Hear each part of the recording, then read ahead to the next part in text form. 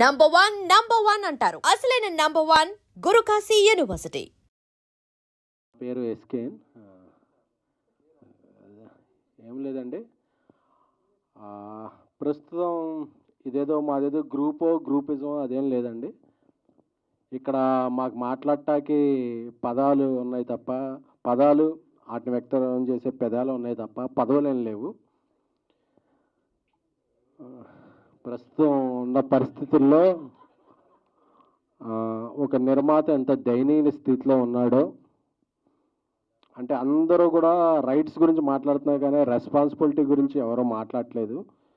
So అందుకనే నిర్మాతలు అంటే నేను సోషల్ మీడియాలో కొంచెం యాక్టివ్గా ఉండటంలో ఏంటో అందరూ కూడా మీరు 100 కోట్ల సినిమాలు తీస్తారు కదరా, టికెట్ రేట్ ఎంత పెడతారు కదరా, ఇలాంటి ఇదే అవుతున్నాయి. కానీ మేము ఎవరో 100 కోట్ల సినిమాలు తీయట్లేదండి, అలాగే టికెట్ రేట్లు కూడా హైకులు పెట్టుకోవట్లేదండి. బట్ మేము we're existing in this industry, we're part of this industry, we're heart of this industry.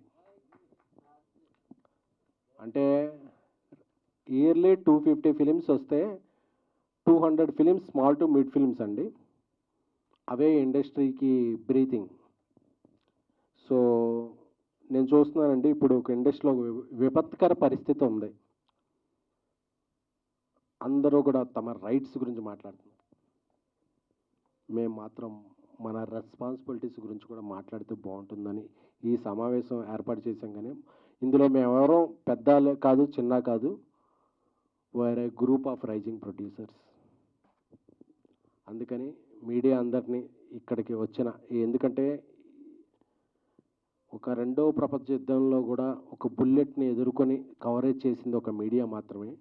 So producers యొక్క పరిస్థితిని, producers are not cash back అని చెప్పే ఒక ఇప్పుడున్న పరిస్థితిని కన్వే చేయడానికి పెట్టిన ఈ సమావేశానికి హాజరైన print, electronic and web other media ప్రతినిధులందరికీ స్వాగతం. ఇప్పుడు ఒక్కొక్కళ్ళు వాళ్ళ స్వాగతాన్ని వెల్లడిస్తారు, ఆ తర్వాత మీతో Q&Aలో కూడా పాల్పంచుకుంటారు. ఎందుకంటే ప్రొడ్యూసర్స్ ఎవరు ఓపెన్ అవ్వట్లేదు. ఒక 2-3 మాట్లాడటం వల్ల ప్రొడ్యూసర్స్ అందరూ చాలా ఒక సుఖ పాయింట్ మీద నివసిస్తున్నారు, వాళ్ళకి ఏం ప్రాబ్లమ్స్ లేదు అనుకున్నారు. సో అందుకే ఈ ఇండస్ట్రీలో ఈ సమస్యలన్నీ ఇదే వరకు ఈ మాలే కంటిన్యూ చేయాలని ఈ రోజు నుంచి మాల నిన్నటి నుంచి యాక్చువల్గా నేను మాల వేసుకున్నానండి. సో ఇండస్ట్రీలో సమస్యలు అన్నీ ఇదైన రోజు నేను మాల తీస్తాను. Thank you. ఇప్పుడు ఒక్కొక్కళ్ళు వాళ్ళ సమస్యలు అది మాట్లాడతారు. Thank you media, love you.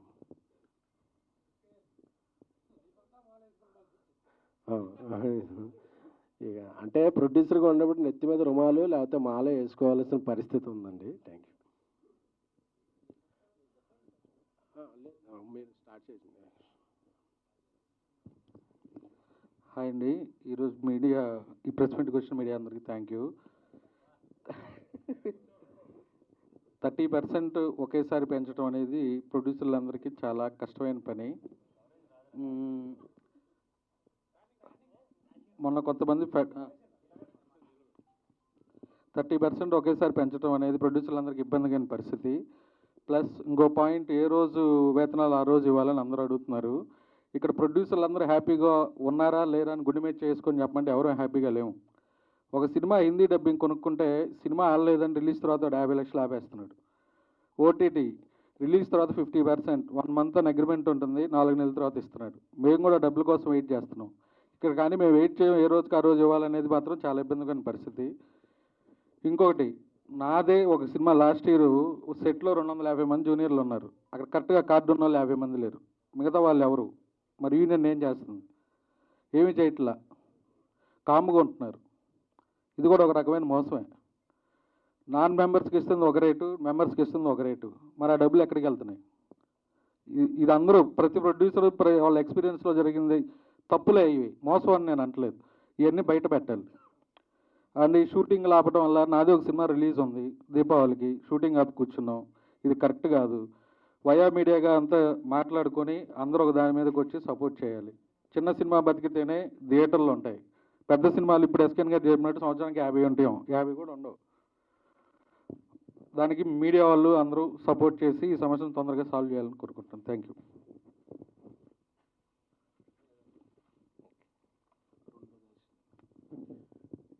అందరికీ నమస్తే. సో నా పాయింట్ ఆఫ్ వ్యూ ఏంటంటే, ఒక సినిమా అనేది ఒక క్రియేటివ్ బిజినెస్, సినిమా బిజినెస్ అనేది. ఈ క్రియేటివ్ బిజినెస్లో ప్రొడ్యూసర్స్కి, అంటే అట్లీస్ట్ ఒక స్మాల్ మూవీస్ తీసే ప్రొడ్యూసర్స్కి ఒక డెమోక్రసీ లేదు అని అనిపిస్తుంది అనమాట. రీజన్ ఏంటంటే యూనియన్ రూల్స్ వల్ల. అంటే ఎందుకు యూనియన్స్ ఎందుకు ఉన్నాయి, ఎలా స్టార్ట్ అయ్యాయి, ఆ పాయింట్ ఆఫ్ వ్యూలోకి నేను వెళ్ళట్లేదు, కానీ సమస్య మాత్రం చెప్పగలను. ఫర్ ఎగ్జాంపుల్, నేను ఆ రోజు చిన్న షూటింగ్ చేయాలి. ఒక ఆఫీస్ రూమ్లో ఒక హీరో ఫ్రెండ్ మధ్యలో జరిగే ఒక సన్నివేశం షూట్ చేయాలి. ఆ రోజు నేను చిన్న జనరేటర్ పెట్టాలనుకున్నా కూడా నేను యూనియన్ రూల్స్ ఒప్పుకోవు. ఎందుకంటే ఆ రోజు నాకు ఒకటే లైట్మెన్ కావాలి, ఒకటే ఎలక్ట్రీషియన్ కావాలి, కానీ యూనియన్ రూల్స్ ఒప్పుకో. ఆ రోజు 7 లైట్మెన్లు కావాలి, 4 మేకప్ డిపార్ట్మెంట్ నుంచి 3 కావాలి. ఆ 10 మందికి, ఆ 20 మందికి ఫుడ్ సర్వ్ చేయడానికి 6 ప్రొడక్షన్ వాళ్ళు కావాలి.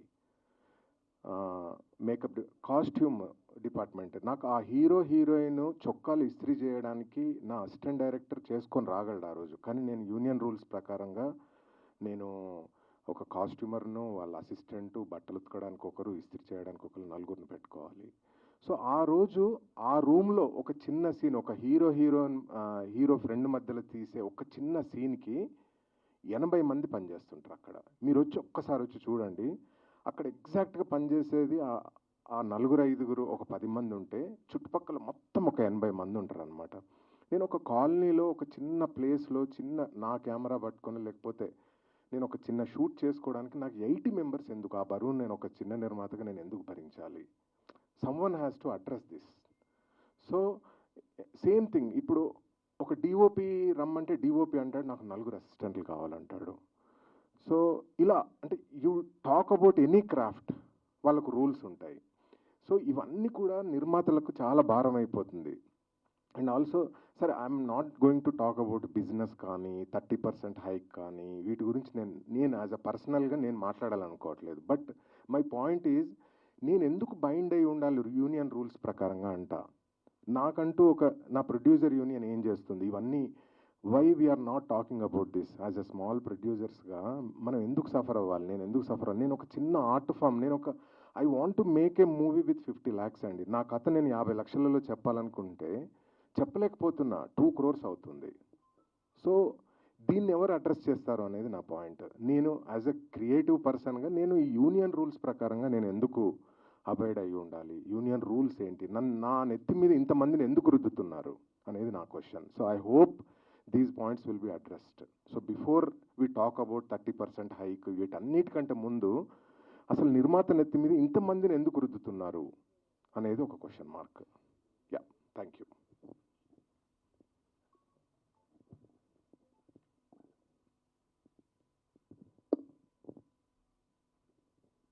నమస్తే అండి. ఇక్కడికి వచ్చిన వాళ్ళందరూ బాగున్నారని అనుకుంటున్నాము. మా ప్రొడ్యూసర్స్ అందరూ కూడా బాగుండాలనుకుంటున్నాము. మధుర గారు చెప్పినట్టు ఒక మిలియనియర్ హౌస్ మెయింటైన్ చేయడానికి నెలకు 10 లక్షలు పట్టొచ్చు, 50 లక్షలు పట్టొచ్చు. ఒక చిన్న వ్యాపారస్తుడికి 10,000లో అయిపోవచ్చు. రోజు కూలీ చేసే వాళ్ళకి 5,000లో నెల గడవచ్చు.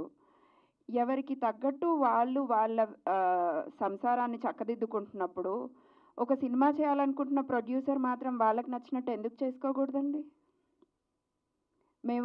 మాకు నచ్చిన అసోసియేషన్స్, మాకు నచ్చిన వాళ్ళని మేము ఎందుకు పెట్టుకోకూడదు? సరే, ఓకే, చాలా లేబర్ రూల్స్ ఉన్నాయి. అంటే నాకు ఇక్కడ లేబర్ రూల్స్ ఇంకా తెలీదు. I have been working in US for many years. అక్కడ లేబర్ రూల్స్ తెలుసు. ఒకసారి ఇప్పుడు గవర్నమెంట్ ఒక వేతనం నిర్ణయించినప్పుడు ఆ టెక్నీషియన్కి మినిమం వేజెస్ తగ్గకుండా వెళ్తున్నప్పుడు పెంచాలి అన్నప్పుడు అది ప్రొడ్యూసర్ ఇష్టం. నిజంగా ఆ క్రాఫ్ట్మెన్కి అంత ఇవ్వాలి అనుకుంటే ఇస్తున్నాం, హీరోలకి ఇవ్వాలి అంటున్నారు కాబట్టి ఇస్తున్నాం కదా. ఎందుకంటే ఆ హీరోకి రీప్లేస్మెంట్ లేదు. ఎగ్జాంపుల్ చిరంజీవి గారిని తీసుకోండి. ఇప్పుడు ఆల్మోస్ట్ 50 years ఆఫ్ జర్నీలో ఎంతమంది స్టార్స్ చిరంజీవి గారిని రీప్లేస్ చేశారండి?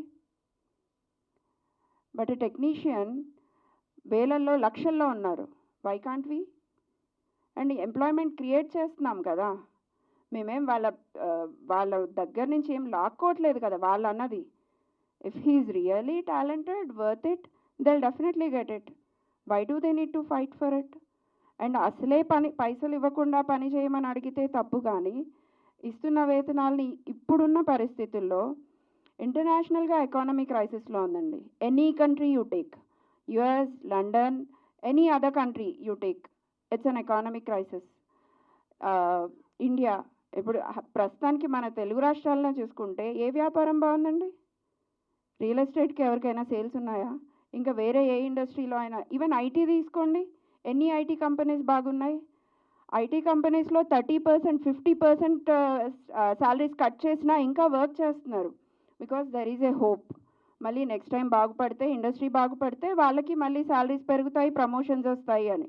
రియల్ ఎస్టేట్లో ఇప్పుడు ఉన్న రేట్ల కంటే 30% తక్కువకి వర్క్ చేస్తున్నారు, తక్కువకి సేల్ చేస్తున్నారు.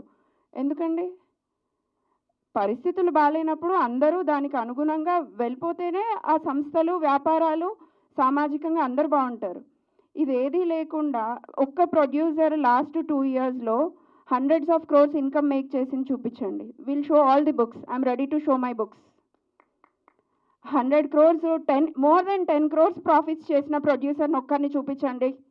బుక్స్ ఐటీకి చూపించే బుక్స్ అన్నీ చూపిస్తాం మేము. ప్రతి book I'm ready to show. ఏ ప్రొడ్యూసర్ లాస్ట్ 2 yearsలో ఆఫ్టర్ కోవిడ్ తర్వాత టన్స్ ఆఫ్ మనీ మేక్ చేశారు, హ్యాపీగా ఉన్నారు అన్న ఒక్క ప్రొడక్షన్ హౌస్ని చూపించండి. ఎవ్రీబడి అంత చదువుకొని వచ్చి ఇక్కడ వ్యాపారం చేయడానికి రాలేదండి. సినిమా అంటే ఇష్టం. సినిమా లేకపోతే రోజు గడవదు. సినిమా ఎంటర్టైన్మెంట్ లేకపోతే ఒక అరగంట గడవదు. అందుకని ఆ ఫీల్డ్ ఎంచుకొని ఇక్కడికి వచ్చినాం. కానీ ఇక్కడ ఎవ్వరూ సినిమాని వ్యాపారంగా చూస్తున్న వాళ్ళు లేరు. ఎందుకంటే ఇదే పైసలు వేరే దగ్గర పెడితే భూమి రేట్లు పెరగవా? భూమి అక్కడే ఉంటుంది. ఇంకో వ్యాపారంలో పెడితే ఎక్కడ పెట్టినా పెరుగుతాయి కదా. ప్రొడ్యూసర్కి ఏది సెక్యూరిటీ? హీరో వర్క్ చేశారు కాబట్టి హీరోకి రెమ్యూనరేషన్ వెళ్ళాలి, డైరెక్టర్ వర్క్ చేశారు కాబట్టి డైరెక్టర్కి రెమ్యూనరేషన్ వెళ్ళాలి. అదేవిధంగా ప్రొడ్యూసర్స్ వర్క్ చేస్తున్నారు కదా, ఎంతమంది ఇక్కడ ఉన్న వాళ్ళు రెమ్యూనరేషన్ తీసుకుంటున్నారు? Any producer you name it, చిన్న పెద్ద అనేవి ఎందుకు వస్తున్నాయో తెలియదు, కానీ ఒక్క ప్రొడ్యూసర్ కూడా హ్యాపీగా లేరు. At least last couple of years. As a ప్రొడ్యూసర్గా కాదు, డిస్ట్రిబ్యూషన్ అండ్ ఎగ్జిబిషన్ వింగ్స్ కూడా చూస్తున్న ఒక ఫర్మ్గా చెప్తున్నా, ఒక్క డిస్ట్రిబ్యూటర్, ఒక్క ఎగ్జిబిటర్ కూడా through out the year business చేసి హ్యాపీగా ప్రాఫిట్స్లో ఉన్న వాళ్ళు లేరు. సొంత వ్యాపారాలు అమ్ముకొని, సొంత స్థలాలు అమ్ముకొని, సినిమా మీద, ఓన్లీ సినిమా మీద ఉన్న ఇష్టంతో ఇంకా ఇండస్ట్రీలో గడుపుతున్న వాళ్ళు 99%. మేబీ కొంతమంది అనొచ్చు ఎక్స్పీరియన్స్ లేదు కదా మీకు అన్నీ అలాగే కనిపిస్తాయి అని. అండ్ ఐ డోంట్ నో, నెగిటివ్గా కూడా మాట్లాడతారేమో, మీకేం తెలుసు, మీరు వచ్చే ఎన్ని సంవత్సరాలు అవుతుంది అని. కానీ కొంచెం చదువుకున్న వాళ్ళం కాబట్టి అర్థమవుతుందండి పరిస్థితులు చూస్తుంటే. చాలా అంటే చాలా దయనీయమైన పరిస్థితుల్లో ఉంది Telugu film industry. We have made movies like Baahubali, Pushpa 2 or Hanuman, anything. కాకపోతే ఇప్పుడున్న సిచ్యువేషన్లో ఏ ప్రొడ్యూసరు హ్యాపీగా లేరు.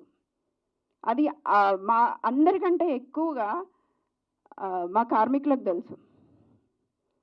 ఈరోజు నాతో వర్క్ చేస్తున్న సినిమాలో ఎవ్రీ యూనియన్ మెంబర్స్కి తెలుసు మేము ఎంత స్ట్రగుల్ పడుతున్నామో సినిమా కంప్లీట్ చేయడానికి. ప్రతి ప్రొడ్యూసర్ వాళ్ళకి తెలుసు. వాళ్ళకన్నా ఒక స్కెడ్యూల్ అయిపోయేసరికి అమౌంట్స్ రిసీవ్ అవుతున్నాయి. ప్రొడ్యూసర్కి సినిమా అయిపోయి రిలీజ్ అయిన తర్వాత కూడా 90% ఆఫ్ ది అమౌంట్స్ రావట్లేదు. 90% ఆఫ్ పీపుల్కి అసలు అమౌంట్స్ రికవరీయే అవ్వట్లేదు. మేము మాట్లాడకూడదు, ఎందుకంటే మాట్లాడితే వాళ్ళ హీరో సినిమా వల్ల నష్టపోయామని అంటారు కొంతమంది. ఇంకా కొంతమంది వాళ్ళకి బిజినెస్ చేతగాక చేయలేదంటారు. ఇంకా కొంతమంది మీకేం తెలుసు అసలు అని మాట్లాడతారు. ఇంకా కొంతమంది మేబీ నేను అమ్మాయిని కదా, నేను నోరు మూసుకొని ఇంట్లో ఉంటే బెటర్ ఏమో అనేవి చాలా రకాలుగా వినబడతాయి. కాకపోతే ఇప్పుడు ఇండస్ట్రీ ఉన్న సిచ్యువేషన్స్లో రేట్ హైక్ చేసే పరిస్థితుల్లో ఏ ప్రొడ్యూసర్ లేరు. అది అందరికంటే ఎక్కువ మా కార్మికులు ఎవరైతే అసోసియేషన్స్ రిప్రజెంట్ చేస్తున్నారో వాళ్ళకి బాగా తెలుసు. అసోసియేషన్స్ వాళ్ళని మేమేం తప్పు పట్టట్లేదు, ఎవరికైనా వాళ్ళకి కావాల్సింది అడిగే హక్కు ఉంది. కాకపోతే ఇది రైట్ టైం కాదు.